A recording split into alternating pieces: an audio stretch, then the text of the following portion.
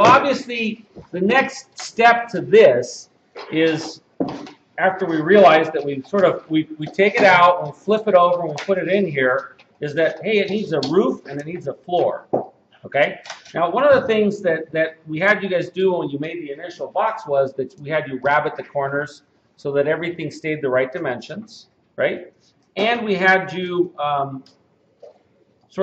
it made nice clean surfaces on the corners, let's say. For this inside part, it would be nice to do that, but it's not necessary.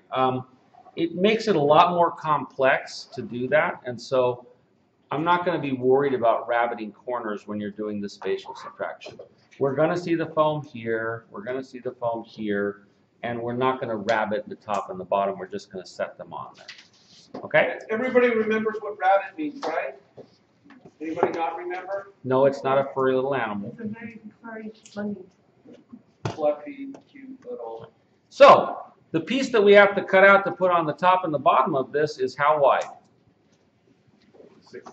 6 feet by 14. If we cut a 6 by 14 perfect rectangle, we should be able to set it on top, do another one, put it on the bottom, and then we can take that and slip it in there, and it's done. So let me go ahead and demonstrate that for you. I'm going to go ahead and I'm going to cut like a little strip here that's 14 feet wide, okay? And then I'll cut 2 slices off it at 6 feet. So here goes. I'll measure over. It looks like the ice cream kids got to this, so oh well.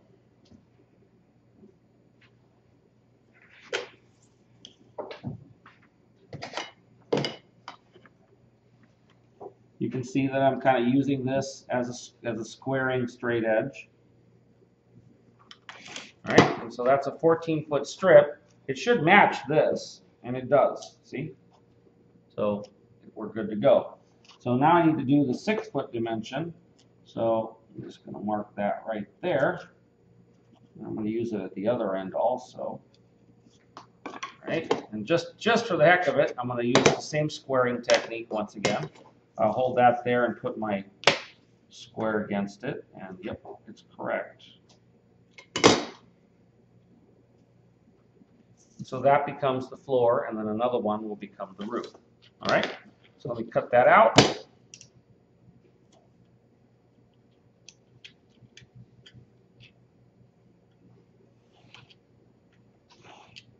Any of you guys come in and get some ice cream? Yeah, they're here. Right on. You realize that the club is the main entity that keeps the lab open for you guys. We have to be on the floor for it to be open. A faculty member does, but they are the ones that monitor it.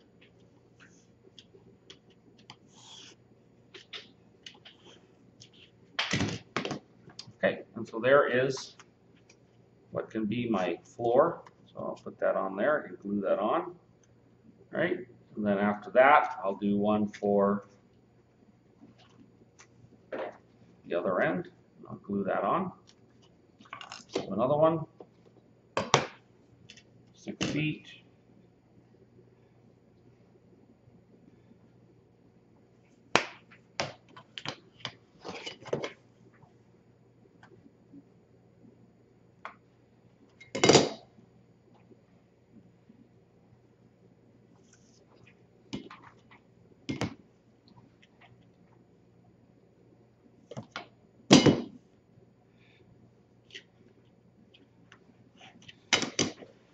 Already cut.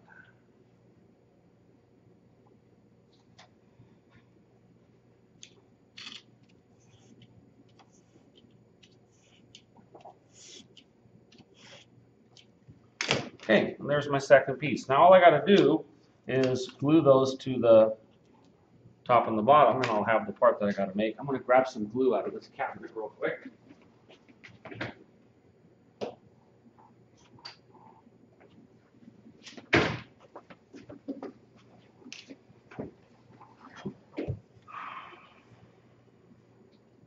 So in this particular case, I'm going to put some glue on and then rub most of it off like we did before.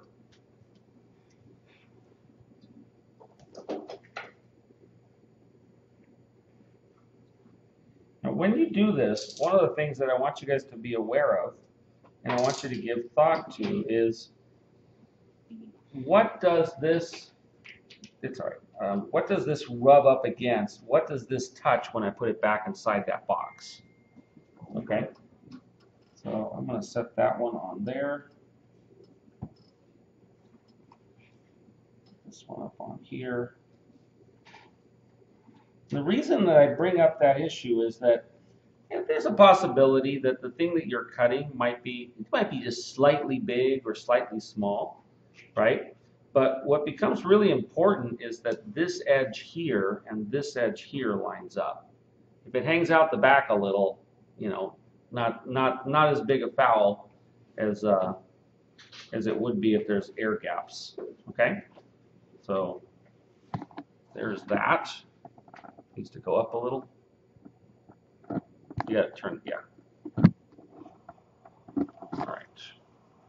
Okay, so there it is. I could let it harden up a little bit, or let the glue stiffen up a little, but that's probably good enough. I can now take this piece and I can bring it up inside of here.